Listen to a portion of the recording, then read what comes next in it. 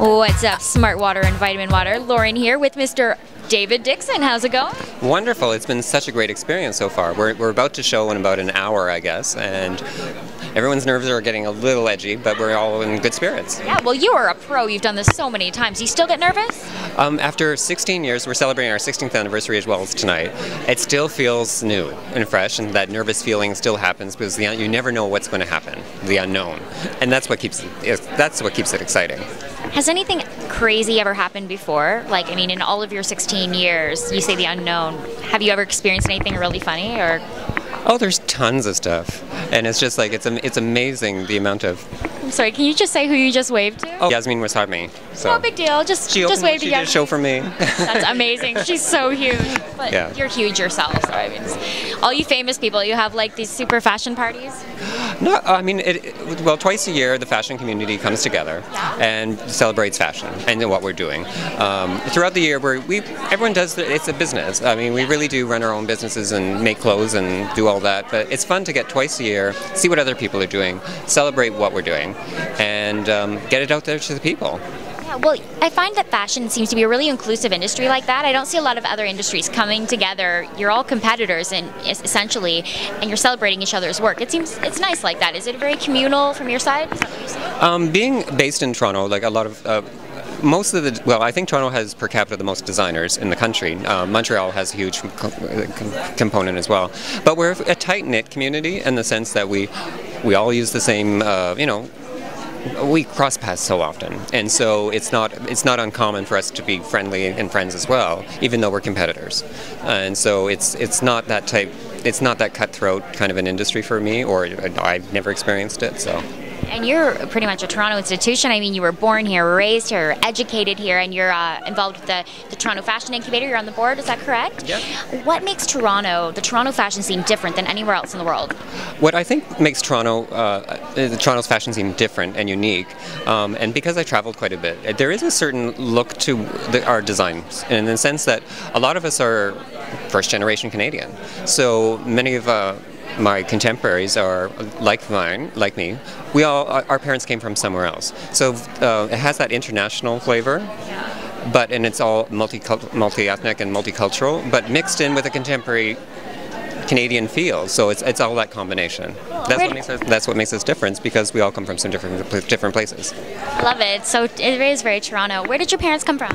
My parents are both from Ireland. Oh my gosh, that's awesome! My great-great-grandparents are from Dixon. Dixon. It's a strong Irish name. Well, yeah, I mean, we have Nugent and Fox and Walsh and all that. I mean, but yeah, so it's my cameraman's name is Walsh. Yeah, we're probably related. If we're overseas, we're probably related somehow.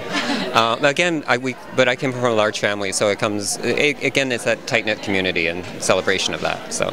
Wonderful. So 16 years, what I wondered when I heard that was, if you could tell yourself 16 years ago any one thing, what would you say?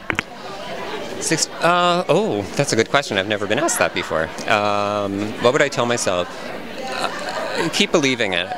I think, because when you get started out, especially a lot of new designers get discouraged within the first 3 years really, because they're hit with a lot of no's. And even myself today, we get no often. So it's perseverance and believing what you do, and if you stick with that and have a great support structure around you, both like family, friends, even a community like this, you'll prosper. You just have to believe in yourself and have people believe in you as well. Very nice words of advice. And I would be remiss if I did not ask about Barbie right now, because I'm a huge Barbie fan, and you've kind of become synonymous with the brand a little bit. How do you feel about that when people hear David Dixon? A lot of people I know think, oh, Barbie!